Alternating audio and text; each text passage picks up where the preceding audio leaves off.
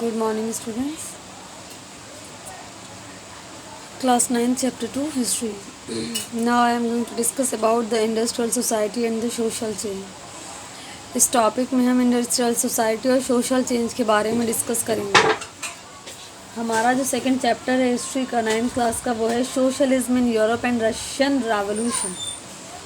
हमने कल liberals, radicals और कंजर्वेटिव्स को पढ़ा था। आज हम पढ़ेंगे industrial society and social change.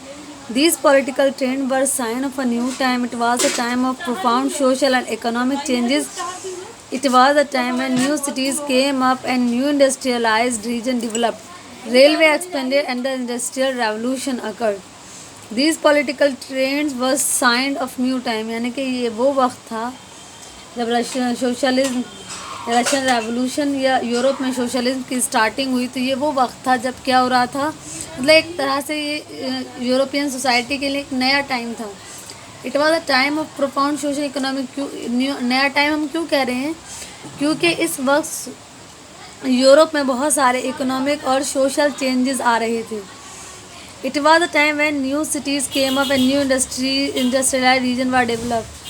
Economic और सोशल चेंजेस किस तरह से आ रहे हैं? क्योंकि बहुत सारे नए शहर थे जो डेवलप हो रहे थे, बहुत सारे इंडस्ट्रियल रीजन्स डेवलप्ड हो रहे थे, और जो रेलवे है वो भी बहुत तेज़ी से फैल रही थी, और इंडस्ट्रियल रेवोल्यूशन की स्टार्टिंग हुई। इंडस्ट्रियल रेवोल्यूशन की जब हम बात करते हैं तो इंडस्ट्रियल रेवोल्यूशन कब शुरू हुआ? 18th सेंचुरी में। Industrialization brought man, women and children to factories.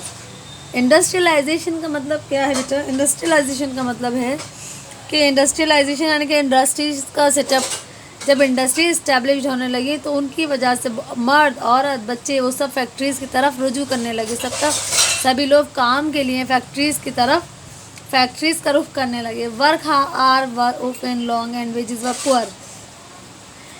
तो इस वक्त क्या था कि वर्क ड्यूटी आवर्स तो बहुत ज़्यादा होते थे, लेकिन उसके बदले में जो उन्हें वेजेस मिलते थे, जो सैलरी तनख्वाह थी, वो बहुत कम थी। Employment was common particularly during time of low demand for industrial goods. और जो एम्प्लॉयमेंट था एक तरह से वो कॉमन था particular during times of low demands of industrial goods, क्योंकि उस वक्त जो भी चीज़ें बन रही थी, तैयार हो रही थी, जो माल तैयार हो रहा था फैक्ट्रीज़ में, उसकी डिमांड्स कम थी, इसलिए एम्प्लॉयमेंट कम था। क्योंकि जब तक कि मार्केट में गुड्स की, चीज़ों की डिमांड नहीं होगी, जब तक ज़्यादा लोग वहाँ काम नहीं कर सकते, और इससे क्या होगा? अनएम्प्लॉयमेंट फैलेगा। हाउसिंग एंड सैनिटेशन में problems in town and growing rapidly. Housing के और सैनिटेशन की जो प्रॉब्लम थी वहाँ पे बहुत तेज़ी से बढ़ रही थी टाउन्स वगैरह में।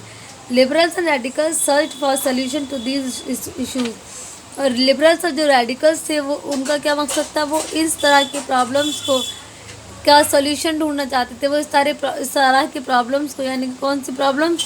रिलेटेड टू हाउसिंग, सैनिटेशन, ये सारी जो प्रॉब्लम्स वहाँ राइज हो रही थी, वो इनका सोल्यूशन इनको सॉल्व करना चाहते थे, इनको दूर करना चाहते थे। Almost all industries were the property of individual. Liberals and radicals themselves were often property owners and employers. देखो, जो भी वहाँ पर प्रॉपर्टीज़ थी, जो भी इंडस्ट्रीज़ थी, वर द प्रॉपर्टी ऑफ, वो सारी इंडस्ट्रीज़ क्या थी? जो भी इंडिविजुअल्स थे उनकी प्रॉपर्टी में उनको इंक्लूड किया जाता था। लिबरल्स और रेडिकल्स खुद भी प्रॉपर्टी ऑनर्स होते थे और एम्प्लॉयर्स भी होते थे। Having made their wealth through trade और industrial ventures, they felt that such effort should be encourage. तो having made their wealth through trade और इंडस्ट्रियल वेंचर के ज़रिए वो अपने जो भी दौलत वगैरह थी उसको बढ़ाना चाहते थे व्यापार के ज़रिए, और वो इस काम के ज़रिए क्या कर रहे थे? उनको ऐसा महसूस हो रहा था कि वो क्या हो रहे हैं? एनकरेज हो रहे हैं। That it's benefit would be achieved if the workforce in the economy was healthy and citizen were educated.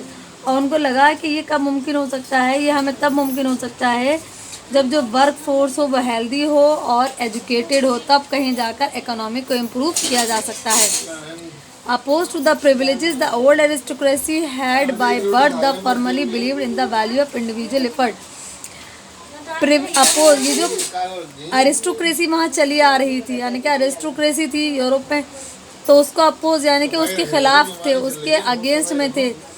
Had by birth they firmly believe, क्योंकि एरिस्टोक्रेसी में क्या होता है कि वहाँ पर जो भी पावर होती है वो ट्रांसफ़र होती रहती है generation to generation. They firmly believe in the value of individual effort. इसलिए रेडिकल्स और लिबरल्स का किस पे यकीन रखते थे? वो यकीन रखते थे इंडिविजुअल एफर्ट्स पर, लेबर एंड एंटरप्राइज, लेबर और एंटरप्राइज पर। If freedom of individual was ensured, if the poor could labor and those with capital could operate without restraint, they believe that the societies would develop। उन freedom of individual liberals और radicals बात करते थे किसकी? Individual freedom की। वो कहते थे कि अगर पुअर लेबर हैं, यानी कि पुअर जो वो लोग जो पुअर हैं, गरीब हैं, पुअर सेक्शन से सोसाइटी के से बिलोंग करते हैं, अगर वो लेबर हैं तो जो कैपिटल हैं वो क्या करते हैं? वो ऑपरेट कर रहे हैं। यानी कि सोसाइटी को अगर हमें डेवलप करना है, अगर सोसाइटी को डेवलप करना चाहते हैं according to the liberals and the radicals, अगर कि सोसाइटी को डेवलप करना चाहते हैं तो ज़रूरी है, क्या ज़रूरी है कि जो पुअर सेक्शन है और जो कैपिटल है उन दोनों के बीच में एक कॉपरेशन होना चाहिए, तभी कहीं जाके सोसाइटी को डेवलप किया जा सकता है। Many working man and the women who wanted change in the world relied around liberals and the radical group and parties in the early 19th century. Some nationalist liberals and radicals wanted revolution to put an end to the kind of government established in Europe in 1915. Some nationalist, कुछ nationalist liberals और radical क्या चाहते थे? revolution चाहते थे। to put an end to the, या और क्या चाहते थे? वो चाहते थे कि जो गवर्नमेंट है वहाँ पे, यानी कि जो एग्जिस्ट कर रही थी गवर्नमेंट, जो प्रेजेंट गवर्नमेंट थी उस वक्त यूरोप की, वो उसका क्या वो ख़त्म हो जाए उसके गवर्नमेंट का। And establish in Europe in 1915, और एक नई गवर्नमेंट, नया सिस्टम वहाँ पर 1815 में इस्टेब्लिश होना चाहिए। In France, Italy, Germany and Russia they become revolutionaries and work to overthrow existing monarch. इन फ्रांस में, इटली, जर्मनी और रशिया में दे बिकम रेवोल्यूशनरीज, तो वो क्या किस तरह से काम किया उन्होंने?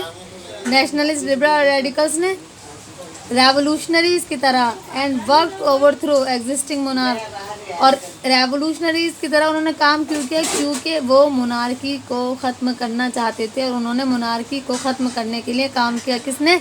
नेशनलिस्ट ने, लिबरल्स ने और रेडिकल्स ने। और कहाँ पर किया? France, Italy, Germany and Russia. Nationalist talked of the revolution that would create nation. जो नेशनलिस्ट थे वो किसकी बात करते थे? नेशनलिस्ट बात करते थे एक नेशन की। नेशनलिस्ट चाहते थे टू क्रिएट अ नेशन, एक ऐसा नेशन क्रिएट करना जहाँ पर where all citizens would have, जहाँ पर all citizens would have equal rights. यानी कि नेशनलिस्ट, लिबरल्स और रेडिकल एक ऐसे नेशन को क्रिएट करना चाहते थे जहाँ पर तमाम नागरिकों को इक्वल्स राइट यानी बराबर अधिकार हासिल हों। After 1815, Gasperi Mazzini and the Italian nationalists conspired with others to achieve this in Italy. 1815 के बाद गैस्पी मैजिनी कौन था? एक इटालियन नेशनलिस्ट थे। उन्होंने दूसरे लोगों के साथ अपने इस मकसद को अचीव कर लिया, यानी कि इटली में गैस्पी मैजिनी अपने इस मकसद को, अपने इस एम को पूरा करने में कामयाब हुए। और एम क्या था उनका एम था to establish the nation in which all citizens have the equal right. यानी कि गैस्पी मैजिनी इटली में एक ऐसे नेशन को बनाने में कामयाब हो गए जहाँ पर तमाम नागरिकों को बराबर अधिकार हासिल थे। Nationalist as we are including India read his writing. और जो नेशनलिस्ट हैं उसमें इंडिया, मतलब नेशनलिस्ट जो होते हैं, चाहे वो इंडिया को चाहे वो यूरोप के हों, तो उनकी सोच यही होती है वो एक ऐसे नेशन को इस्टेब्लिश करना चाहते हैं जहाँ पर तमाम लोगों को इक्वल अधिकार हासिल हो। बेटा नेक्स्ट टॉपिक है आपका the coming of socialism to Europe. ये हम नेक्स्ट वीडियो में डिस्कस करेंगे। Thank you very much.